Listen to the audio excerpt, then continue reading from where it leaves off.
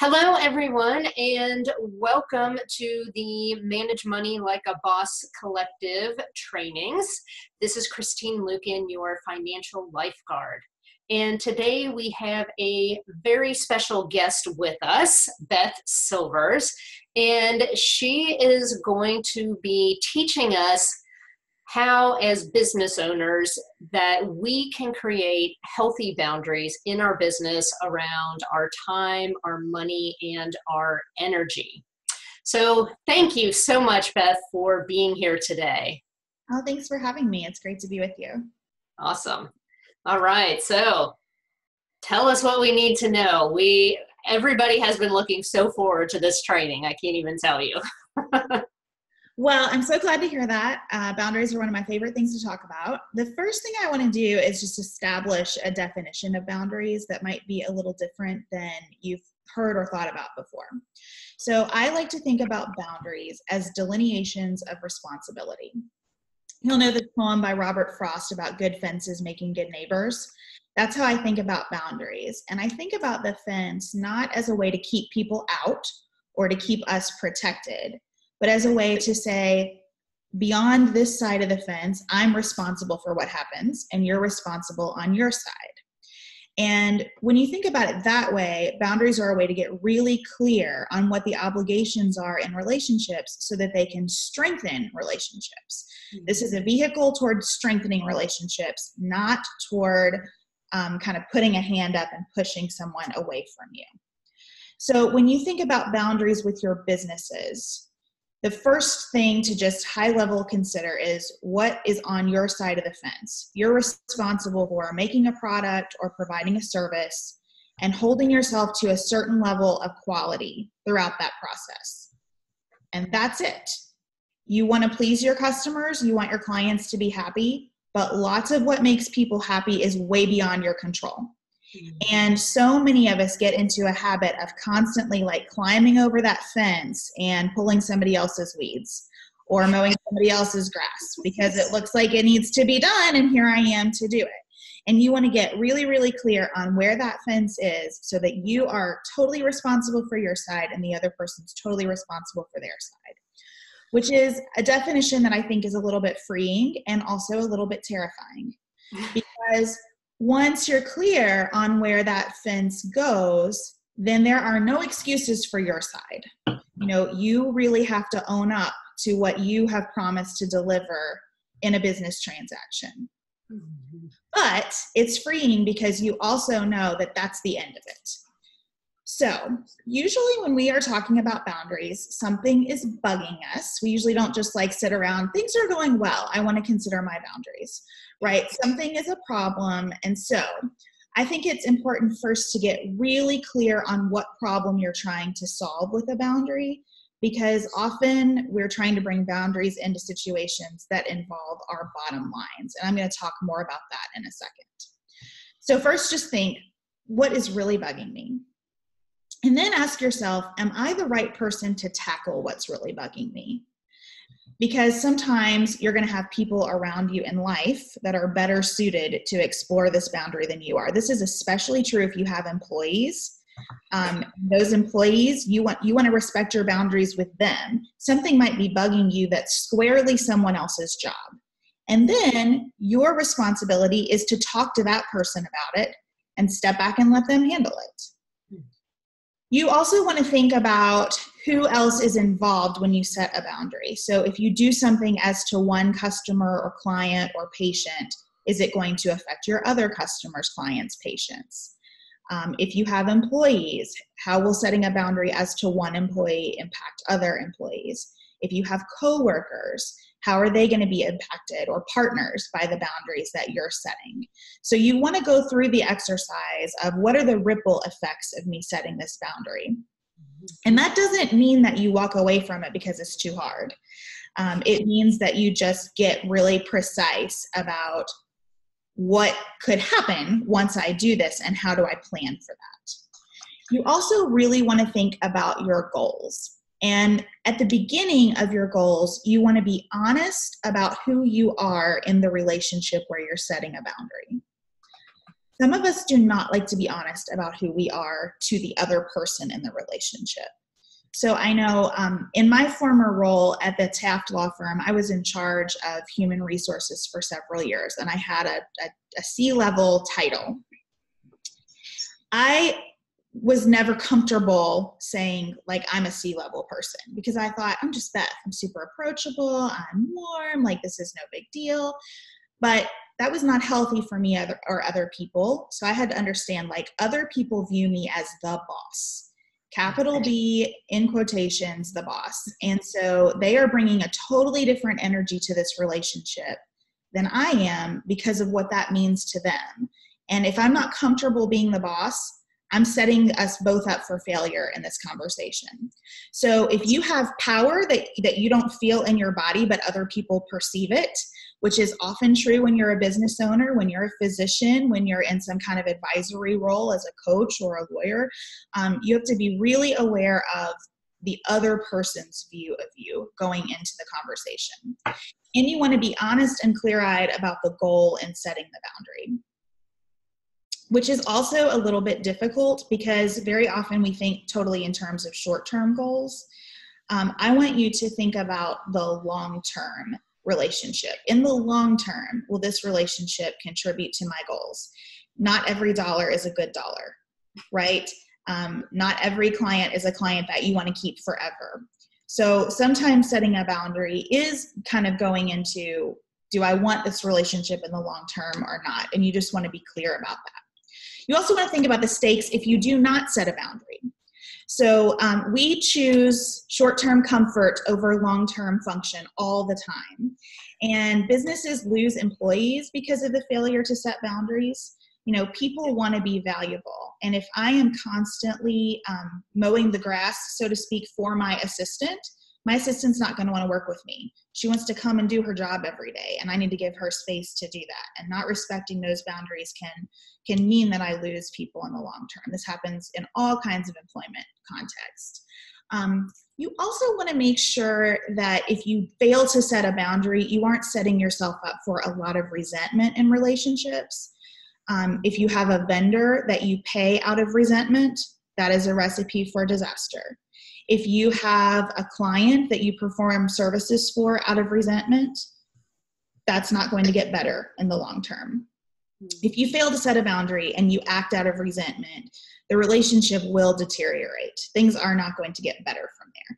So you want to be really clear about that. And then finally, you need to consider whether once you set that boundary, you're actually willing to enforce it. There's not any point in setting the boundary if you're not going to act on it. You're just putting everybody through an uncomfortable conversation for you to fall back into your status quo kind of toxic, unhealthy pattern. So don't do that. In business, like in life, your willingness to enforce boundaries depends a lot on being really clear about your values. And that's some of the prep work that goes into talking about boundaries. You just have to sit down and think, what is really important to me here? So I'm going to stop for a second and ask if anyone has questions about what I've said so far. Are we all comfortable with this definition of boundaries? Anything that you want to ask before we move on? Would you just repeat the very first thing that you said about the definition of boundaries? Because we've had several people come on a couple minutes into this discussion, and I also want to write it down because it's good. The short version is, I think of boundaries as delineations of responsibility. It is like a fence that exists between you and another person, not to keep each other out, but to know who is responsible for what. And I'm going to pick up on that as I talk about communicating the boundary. So when you think about communicating boundaries, the first thing you need to be able to do is clearly articulate the boundary for yourself. Let me give you a couple examples of what that could sound like. I'm responsible for setting a reasonable price and delivering good value. I am not responsible for anyone's financial ability or choice. Another one, I'm responsible for doing my best work to achieve the objectives that are part of my job and for inviting and receiving feedback. I am not responsible for how other people evaluate my work or how my work makes them feel about their work. I'm responsible for listening to my clients and employees and sincerely offering them my best thoughts about their concerns. I am not responsible for their happiness or life choices. That one comes from my background in human resources, as you might imagine. So you want to be able to frame up for yourself in just really plain language. This is what I'm responsible for. This is what I'm not.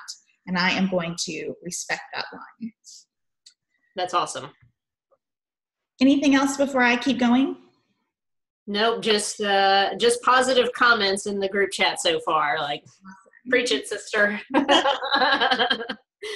Okay, so when you need to communicate a boundary, please take time to prepare for this conversation. Do not wing it. If you skip this step and wing it, you are not going to be satisfied with the outcome. You are not going to be proud of how you conducted yourself, and you are not going to be effective in the long term. So as you're preparing, remember who you want to be in the discussion. You want to be both clear and kind, because the goal is to strengthen the relationship through the conversation about boundaries. This is not about ultimatums. I'm going to talk more about that. But in this conversation, you want to own what is yours and leave everything else behind, and you want to model the behavior you'd like to see in the other person. So when you take responsibility for your feelings, you encourage other people to take responsibility for their feelings.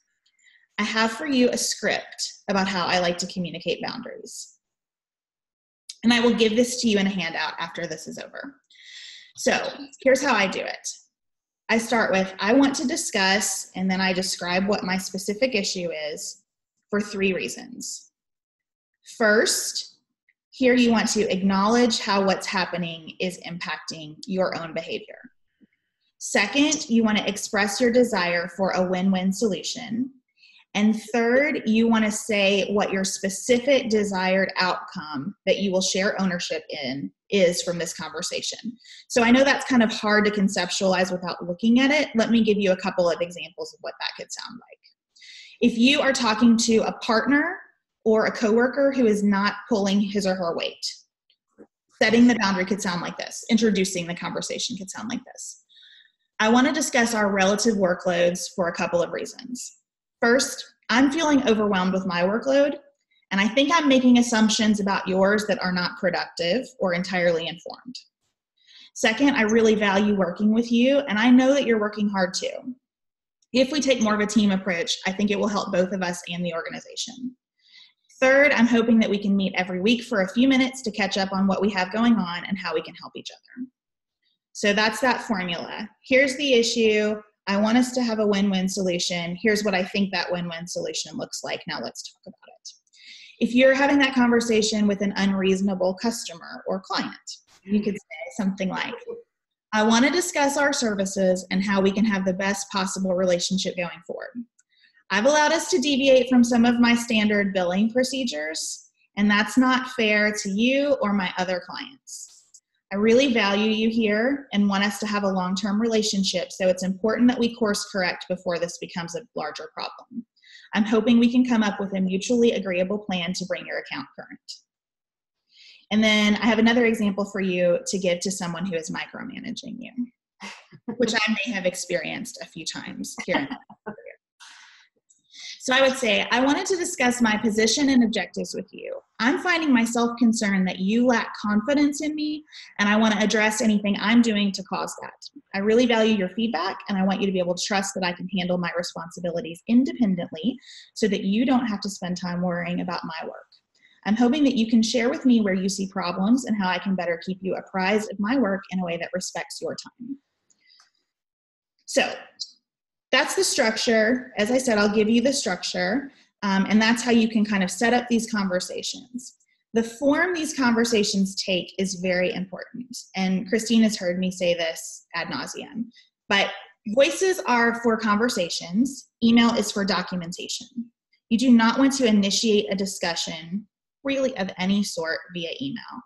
Have the discussion with your voice first and then follow up by email, because your voice is going to allow you to communicate your intention. If you emailed someone those paragraphs that I just shared with you, you risk the other person projecting all the worst assumptions about what you're trying to accomplish. But if you just say it with your voice, then you can say it in a really genuine way that says, I'm just trying to solve a problem here. I'm not mad at you. I'm not trying to throw darts at you over our fence. I'm just trying to solve a problem by identifying where our responsibilities have gotten blurred.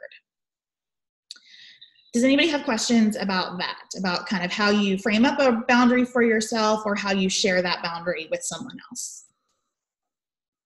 I am so glad that you're going to be sharing that script because I'm pretty much going to be using it verbatim. I mean, it's just flexible, right? Like and I use it, in my personal life as well. I don't think this is limited to business discussions, but I do think in the business context, especially, making sure you let someone know that you want this to be mutually agreeable is really a key part that I wouldn't want anyone to skip. Yeah, that's great.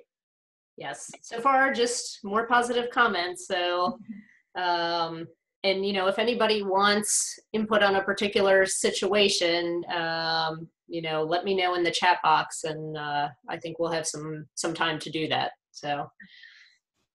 All right. Well, so we have decided what our boundaries are, and we've communicated them now. And lo and behold, they still get violated, right? The first thing that I want you to know when you see a boundary being crossed is how absolutely normal this is. It is just part of being a human being and being in relationship with other human beings. And so it is not the end of the world when a boundary gets crossed in your business or your life. And please know that very often, despite your best efforts, you will contribute to boundary violations. You will take on someone else's responsibility with good intentions. You will let them take on your responsibilities, not recognizing what's happening. So give yourself some grace about that. Be ready to discuss it with the other person. Be ready to articulate your understanding that you violated the boundary and what you're going to do to respect the boundary from your end. And then you want to assess your options. So a boundary has been crossed. You want to step back and say, am I going to let this go or address it? And I think most of us choose to let things go because we believe we will overreact or somehow express to the other person that we don't care about them. It is possible to enforce boundaries without doing those things. So here's how I try to avoid overreacting. First, I want to get really clear on what are the actual consequences of this boundary violation. If objective people with no stake in the relationship whatsoever looked at what happened, what would they see as the actual verifiable consequences? Did someone hurt your feelings? Was your time burdened? Was a deadline missed? Was money lost? Like, what just objectively happened? And then you want to think about whether the consequences of that boundary violation can be mitigated in some way by you. That doesn't mean that you excuse the boundary violation or that you wave it away or that you eliminate accountability for it. It just means that you want to mitigate the damage yourself. If there is a reasonable way to do that, just do it and do it in good faith. But that we can still address the boundary violation. And then you want to think before you have a conversation about this, what can the person who violated this boundary actually do about the actual consequence of the boundary violation? Is there anything they can do to mitigate or correct the damage? And sometimes, very often, in fact, that answer will be absolutely nothing. And it's important to know that going in. So an example of this that happened a long time ago to my family, but that I think about often, my little dog, who is 10 years old now, when we first got her, we took her to the vet to have her spayed or neutered. I forget which one is assigned to which gender. But anyway, so they do the procedure. They put her on a heating pad, sedated after the procedure. Somehow that heating pad gets turned up way too high, and they forget about her, and she's on it for hours. And it gave her burns so bad on her belly that she had to have another surgery to take them off. It was terrible. And super emotionally charged, right? This is my puppy. I don't have children yet. This is my child. I still think about her that way. Clearly their responsibility to take good care of her while she's there. So obviously we have a boundary violation. I trusted you to take care of her. You did not. What are we going to do about this? And it was so important, as upset as we were, for my husband and I to acknowledge that there was absolutely nothing that could be done to change what happened. Like they could help us with the next step, They could not charge us for taking care of the burns, but there was nothing that could mitigate the damage that was caused by them not living up to their responsibilities. And so our ask of them in the next conversation was very different than it would have been if they had overcharged us and were able to give us that money back, right? It's just important to know what you're talking about, because this helps you kind of temper your emotion that you bring to the conversation. Right. It's also important to assume only that the other person in the relationship cares as much about the relationship as you do, but don't assume anything else. Very often when we're upset about a boundary violation, we automatically decide that they deliberately violated this boundary. They were aware of it. They knew what they were doing. They knew I would feel this way about it. That is a recipe for a very unproductive discussion. If you go in instead believing this other person cares about our relationship too, this person who hasn't paid my bill or who didn't communicate in time with us for this project or didn't deliver what they promised, they care about this relationship too. Then we can have a real discussion. Now, if that's not true, then we need to assess whether we want to be in this relationship. But that's what we want to assume going in. I just want you to recognize that being adversarial in these conversations is a choice, and you don't have to choose it. Okay, also, people pleasers. You at the mic. When I say that someone else's emotions or actions are not your responsibility, I recognize what a difficult message that is, because I've spent many years of my life working on being a people pleaser. You can absolutely care about the other person. You can care about how they feel. You can have some kind of emotional reaction yourself to how they feel. That is all different from taking responsibility for how they feel. There is a place where you have to understand that you are not helpful to other people when you have taken responsibility for their emotions. That makes you act like a martyr. It makes you feel taken advantage of. It makes you resentful. And none of these things are going to help your relationship in the long term. So again, just don't substitute that short-term comfort for long-term dysfunction. And this is going to be a lifelong practice for some of us. That is okay. But I just want you to know that it is not a cold thing to say, I care about your happiness, but it's not my job. It's your job. Yeah, that's awesome. So actually we do have a question. So Elise, if you are on and okay with it, I'd like to just unmute you so you can ask your question. Are you there, Elise? Maybe, maybe not. Okay, well, I can see that she's typed it in here, and so hopefully I will get this right, and I think I know what she's asking, because she's a coach like me, and she said, is there a way that we can help others see that they're letting boundaries take over in their life? So I'm assuming that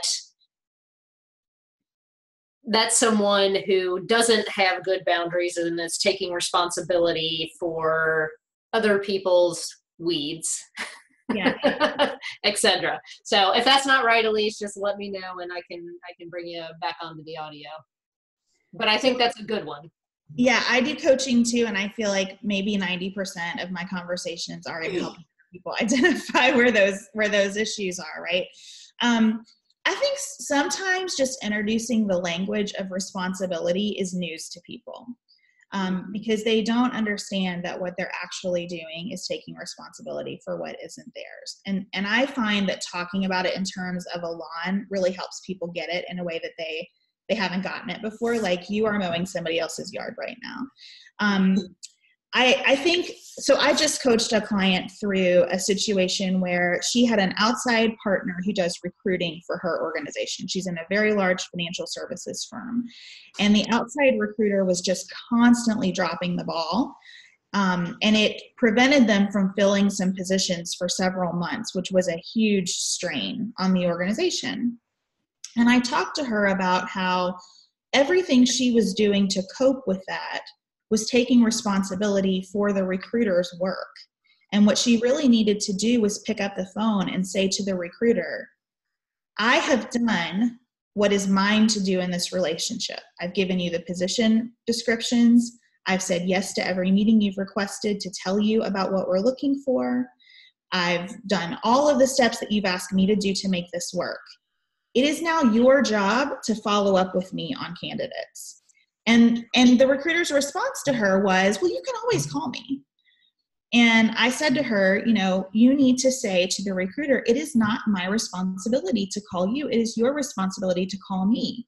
If it were my responsibility to stay proactive about this, we would not hire you. I would just hire the person myself. I want this to be a really good partnership, but in order for it to be a good partnership where we have trust with one another, you have to understand what your job is versus what my job is. And I will do mine. And when I don't, I want you to call me out on it, but I need you to do yours now. And I think that that's how we can help clients, just by stepping, because sometimes you need somebody who, again, just has no stake in this relationship and no stake in the outcome to be able to say, what I'm observing here is someone failing in their responsibilities to you and you trying to come up with solutions for that in ways that are making you unhappy and are diminishing all of your time. Yeah, that's an excellent example. Does that answer the question? Is there anything else we want to say about that?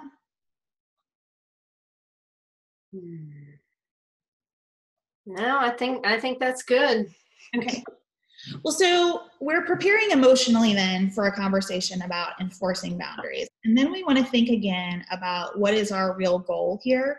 So we have to remember that we're adults. The objective is never to punish another person. We want to come up with a real outcome that we can both act on, because we want to both be accountable for the plan to get back on track. And that is the goal here. We're trying to get back on track, avoid this specific boundary being crossed in this same way again. There might be boundary violations in this relationship again, because we're all people and we screw up. But if we can try to avoid this particular thing happening, that might be a goal. We might just be addressing it to make ourselves feel better, and that's a totally valid reason. If your feelings are hurt, that is a legitimate consequence of a boundary violation, and your relationships will be stronger when you communicate to someone. Nothing for you to do. I just want you to know this was hurtful to me. And here's how it could have not been hurtful to me. And let's talk about this. Okay, so here is kind of my formula for boundary enforcement conversations. I always like to start again with acknowledging how important the relationship is to me. It just sets the table. This is not adversarial. I value you as a client or a customer or a partner or a vendor. I want this to be a really healthy and strong relationship. That's why I'm talking to you about this. Then you want to remind the person of the boundary that you previously established. You cannot hold people to boundaries that are not clearly communicated. So if this is really about enforcing a boundary, you need to make sure that you've told them what it is from your perspective as well. You also want to explain exactly why you think the boundary has been violated and include any contribution you made to that here. Nothing helps people come off the defensive like you saying, here's my part in this. Here's what I did wrong. Then you want to explain why you're discussing it. So here's specifically what I'm hoping we can get to. Here's my ask of you. Here are the behaviors I'm planning to change, but this is what I want to happen. And then you have to do the hardest part, which is ask for their feedback and then be quiet and listen. And be sincere in your desire to receive that feedback. Not always simple or easy to execute on, but very important. And part of your preparation might be just saying to yourself, okay, then they're going to talk and I am going to listen. And I'm going to listen without being defensive because that's what I'm asking them to do also. So I do a talk often on hard conversations, and I always say in it, you just can't be weird in these conversations. You don't want to be weird with your body language or your tone of voice. Like if we put our shields up, we might as well not be having the discussion. So you can't ask the other person to hear you with an open mind, and then you start to get really defensive when the person challenges something that you say. Okay, so you listen to them, you come to some consensus on what the outcome of the conversation should be. Then you take back control so that you can reiterate how important it is to you to come up with a win-win here that makes this relationship better. And then you always want to end by thanking the person for having the conversation with you. Okay, I have said before that we don't want to confuse boundaries with bottom lines. If you are constantly setting and communicating and enforcing boundaries in a relationship, and they are just repeatedly being violated, this might be a relationship that is incapable of honoring your boundaries because it doesn't meet your bottom lines. So bottom lines are, I must have this or I cannot be in this relationship. This is just a recognition that some people and jobs and customers, positions are untenable for you. And that's okay. You don't have to be mad about that. But if you are approaching a conversation about boundaries and feeling like this is an ultimatum, you do this or I exit this relationship in whatever form that takes, you're not really talking about boundaries anymore. You're talking about bottom lines. And that is where you need to really check your values and make sure that this is what you want to bring to the conversation, that you are really prepared to exit the relationship if the bottom line isn't met for you. And if those things are true, you should go ahead with the conversation. Making that kind of change can be really difficult. Depending on the type of change, this is where you might need some support. You might want to talk through this with a coach or a therapist or a business partner or someone who you really trust, because when you're about to terminate a relationship, if something isn't changed, you want to really check in on that. But sometimes that's the right thing to do. And I just want to make sure that I say setting healthy boundaries will not solve a situation that just fundamentally does not work for you. This is for relationships that are constructive in your life and your business, and you want to make them more so. But if someone is not capable of that, that's when you need to terminate it. Yeah.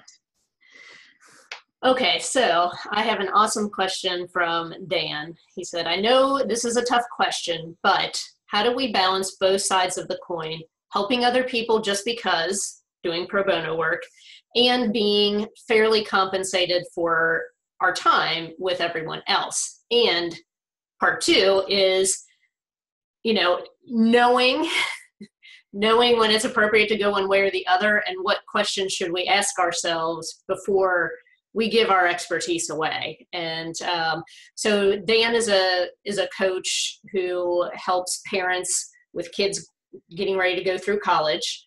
Okay. So his practice is very similar with mine. People are paying him money to ultimately save them money and make them be financially healthy. And Dan's a nice guy and he's a helper like I am. So, how do you filter out when do you do those something for free and when don't you? And, what's that filter? How do you do that? Well, okay, I think that's a really important and good question. And the first thing I want to tell you is that when you advise other people for a living, like most of us do in some form or fashion, the need for that becomes like water. Like whatever size container you have for it, it will fill the whole thing. It will spread across the whole thing. And if you don't put it in a container, it's just going to run everywhere. And so, I tell people all the time, like I could speak every day for free somewhere. There is no limit to sort of what the opportunities are out there. So I have to put some containers in place.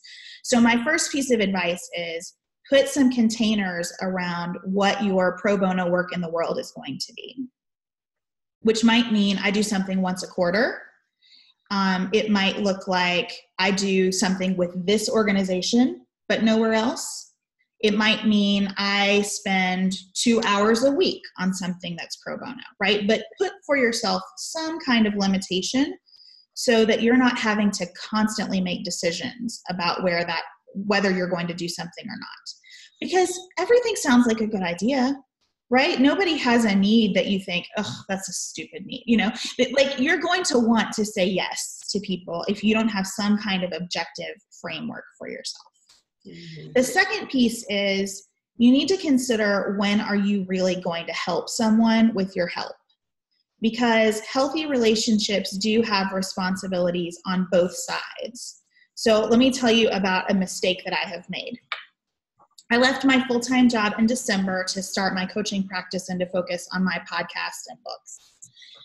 And I decided right away that being generous was going to be a core value of my business and that I wanted to coach people who could not afford a coach. And I knew that I would say yes to every single person and be working more than full-time and making $0 if I didn't put some constraints on myself. So I decided that I would take one scholarship client a quarter in my coaching practice. And so I opened that up. I have so many more than 4 people who want to do it. I choose my 4 people. I feel good about the fact that I've limited myself to 4 people. And then I get started. And I will tell you that my pro bono coaching clients are my worst clients. They do not do what I need them to do in order for me to be helpful to them. Mm-hmm. And I make it very easy to do what I need people to do for me to be helpful to them. I cannot imagine a way that I could make it easier to communicate with me, but they don't do it. And it is frustrating because every week I have them on my list. Have I touched base with this person? Do I know what's going on here? And it's all this mental energy that I'm putting out because I've committed, right? It's my responsibility to coach this person. I said I would. And they do not live up to their responsibilities on the other side of the fence. Mm-hmm. And these are like people from all walks of life. This is not a certain demographic that does this. I have all ages. They just don't do it. And I think it's because they don't have enough responsibility on their side of the fence to keep them invested in the relationship.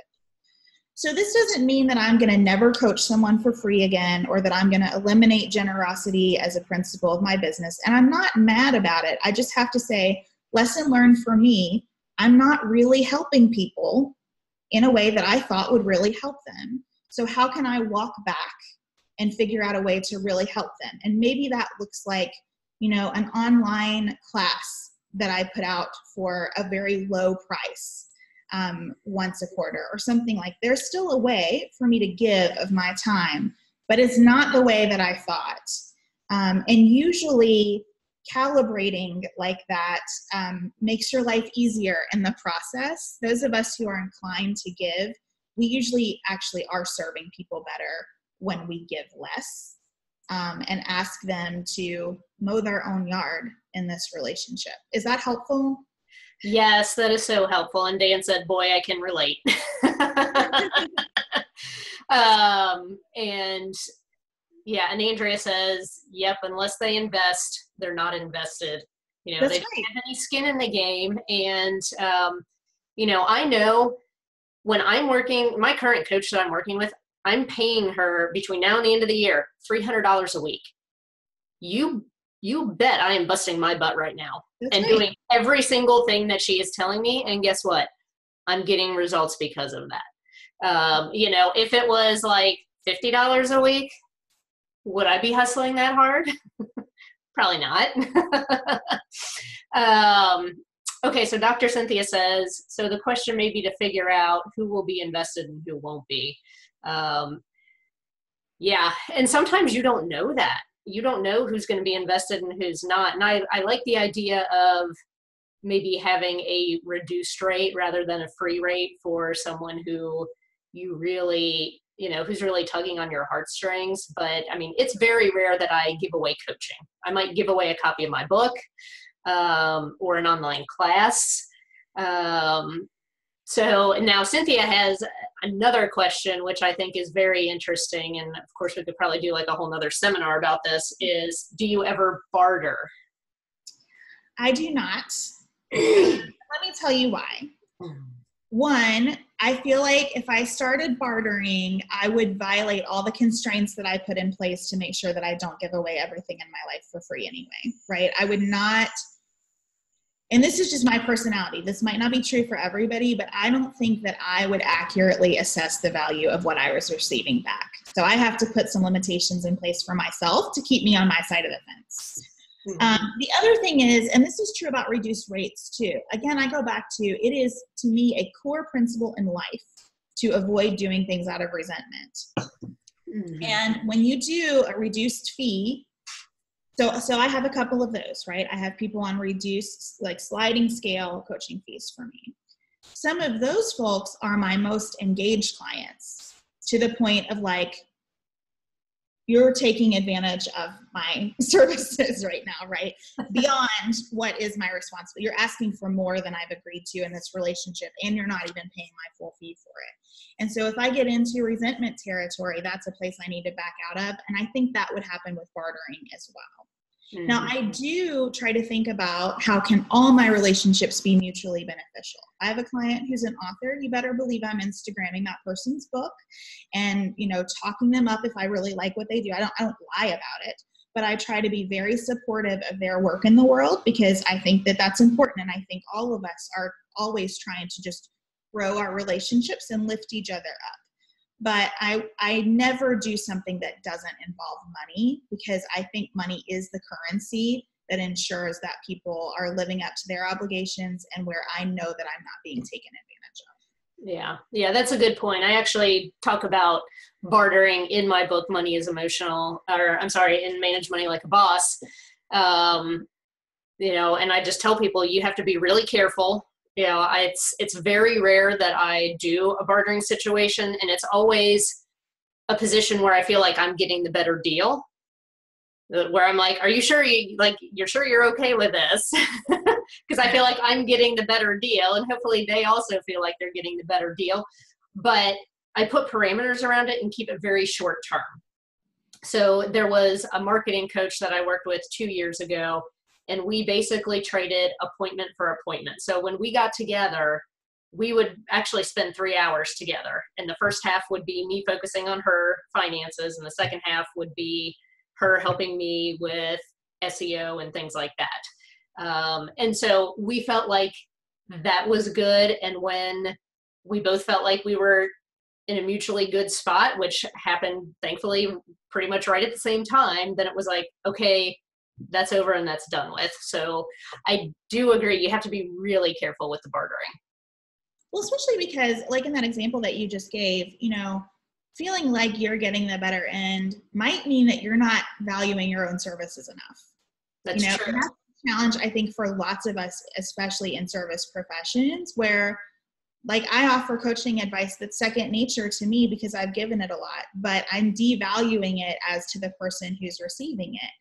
Right. And it's also tempting, I think, to barter in terms of time sometimes. Okay, I'll give you, an hour and you give me an hour. But especially with coaching, like sometimes my most valuable work happens in 2 minutes. Somebody sends me a Voxer message, I listen to it, I shoot them advice back, and that's more valuable than an hour on the phone with me because it's happening in real time and I've helped them work through a problem. And if I bartered hour by hour, I might be giving a lot more than the other person. Mm-hmm. And that just kind of takes me back to when I am doing something that I have decided to do for free, I want to make sure that I just give it away without expectation, like any other charity. I do not believe in doing charity with like but I'm going to get something back from it kind of outlook. You will always be disappointed. Even if you just like buy a table at a thing, if you're expecting to get business from it, every time you will be disappointed. If that happens, it should just be a happy surprise for you. When you're putting yourself out there for free, you should just put yourself out there and walk away. And that's why I have to draw some lines around it for myself, because I would do that every day without my own rules. Yeah, absolutely. No, I think that's really good. And it was very interesting because in that situation, the marketing coach at the end of it told me, you really need to raise your rates. And I did. And they're probably like 2.5 times what they are when I started working with her. So, and I even asked her, I was like, so how does this sound? She's like, yeah, that's more like it. That's good. Yes. That's good. All right. Any other questions?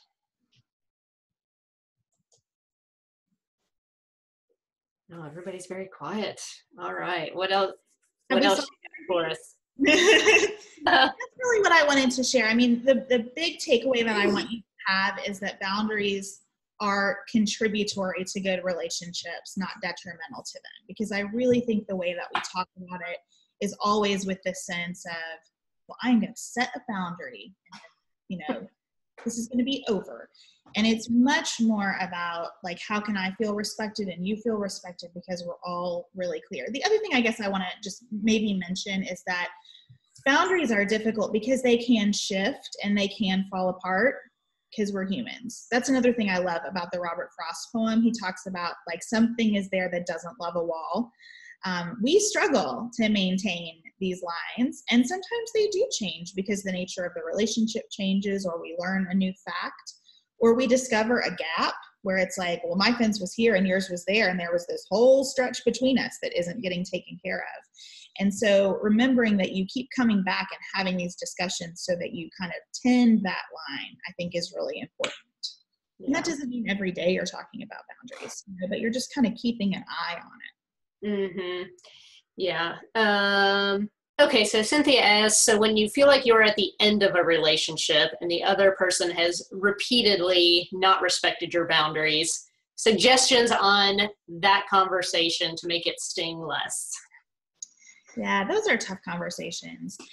I think it's important to always just be really direct and honest with people when you're telling them that this is no longer working for you. And so let me try to think of an example of that. Let me just say I have a coaching client and I've decided I can't work with this person anymore. So I want to tell the person, hey, I really appreciate you thinking of me and contacting me. I have enjoyed getting to know you. What I'm finding is that we are constantly having to talk about making sure that you pay me and make sure that you check in with me so that I'm able to coach you. And it seems to me that this is not great for you because you're not honoring your commitments here. And I cannot continue to do this. I have other clients, I have other obligations. And honestly, I'm not bringing good energy to this relationship anymore because I'm upset that you're not valuing it. And I think the best thing for us to do at this point is part ways. I will send you a closing letter with some key points on it. And I hope that things continue to go well for you. I'm not saying that you're a bad person or I'm upset. I just want you to know this isn't working for me anymore and we need to part ways at this time. I hope you include that in your script because I think we need that too. One point that I wanted to make that my coach was really helpful with is, setting those boundaries up front in writing. And so at the beginning of the year, which I can't believe I've been coaching for 10 years without this, I have a coaching agreement now that states in writing, here's what's expected of you, here's what's expected of me, here's what happens when you no-show to an appointment, here's what happens when you show up late. It sets forth the success guidelines for the coaching, which basically says, I can give you all the greatest advice in the world based on the information you've given me, but I can't make you do it. I totally agree. And I want to add to that, don't be afraid of plain language. That is how this stuff gets effective. Most of us have, all respect to lawyers. I've been one, so I feel like I can say this. You draft things that sound like they were drafted by lawyers, or we purchase from lawyers documents that sound like they were drafted by lawyers, and no one is going to read them. They will sign them, they will not read them. So using really clear words, like anytime someone takes a class with me, they get a list. I am responsible for, and there are the bullet points for my jobs. I'm responsible for sending you this content weekly.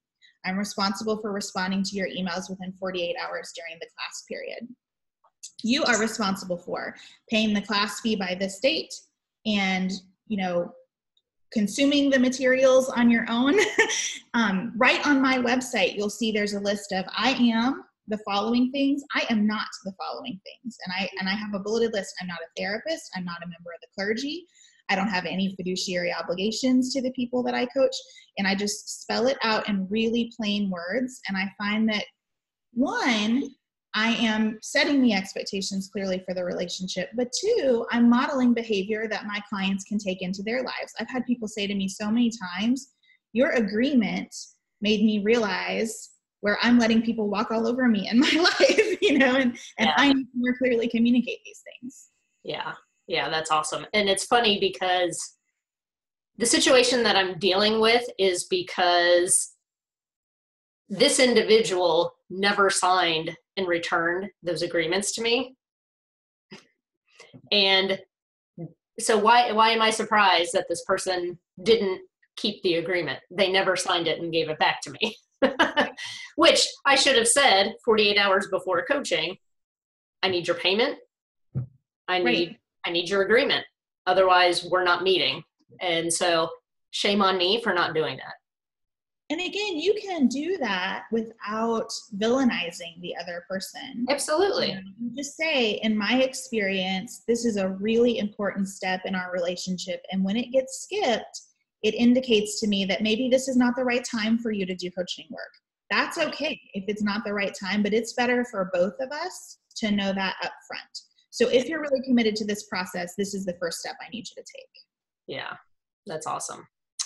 So as we're closing here, why don't you just let everybody know if they're interested in working with you, what specifically type of coaching do you do? Because obviously it's different from what I do, and how can they get in contact with you?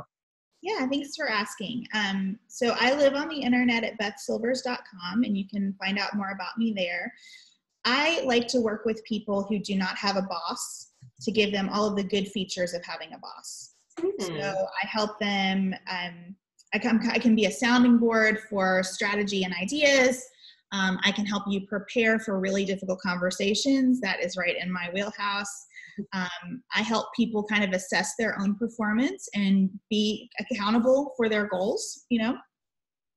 I do that in a way that's a little bit different than most coaches, because I find that lots of the people who want to work with me have calendar fatigue, and I have calendar fatigue. I really hate setting up appointments, and I would much rather be just kind of in it with you every day. So I coach mostly through voice memos on Voxer. And that way, something happens in real time, the person can leave me a quick voice message. This is what happened. What do you think? And I can get back to them having listened to it and thought about it for a second, and give them some good advice. I do live calls as well occasionally, but it seems to work much better for me and my clients to have that sort of real time bouncing back and forth. I'm not on call 24/7. I put in some boundaries around that, but I do like to hear people's voices right when something happens, and then give them my response when I'm in the best place to give them that response, rather than just what kind of mental state do I happen to be in when our calendars aligned. Right. So how I work, I tend to work in 3-month blocks, because I feel like that's about the amount of time it takes for us to really kind of establish a groove where I can be valuable. Awesome. All right. Well, that was amazing. Any final questions from anyone? If you've got them, go ahead and plug them in. We'll give you 60 seconds to get those in there. But yeah, like I should have used full-size paper, because I think I've taken like 5 or 6 pages worth of notes, and I cannot wait to get your scripts, because like I said, I've got one of those difficult conversations tomorrow. I hope it's helpful. Thank you all so much for your questions. And I'm happy to hang for a second if there are any more. Okay. Well, what I'll do, guys, is we'll actually wrap up the recording, and then you guys can hang on the line, and I will unmute anyone that wants to interact with Beth. Oh, and Dr. Cynthia says, tell people about your podcast, Beth. Oh, yeah, I have a podcast called Pantsuit Politics. It is about having nuanced political conversation. One of us is slightly more left-leaning, one slightly more right-leaning. We are both very moderate. We do not debate. We just discuss political issues. We basically wanted to create the conversations that we couldn't find anywhere else. So we try to really take a hard look at issues and discuss them in ways that are inspiring instead of depleting. We have a book coming out in February that is available on Amazon now called I Think You're Wrong, But I'm Listening. And so that will give you a good flavor for what we're about on the podcast. That's awesome. Can't wait for that book. Thank you. And we have a second podcast called The Nuanced Life, where we just talk about family and faith and values. It's really that we had a section of the political podcast about what we were thinking about outside of politics, and it was just getting too long. So we made a new container for those conversations. Awesome. Thank you for asking. Yes. All right. Well, thank you so much, Beth, for being here. Thank you, everybody else. And we will see you next time here in the Manage Money Like a Boss Collective. Thanks so much, guys.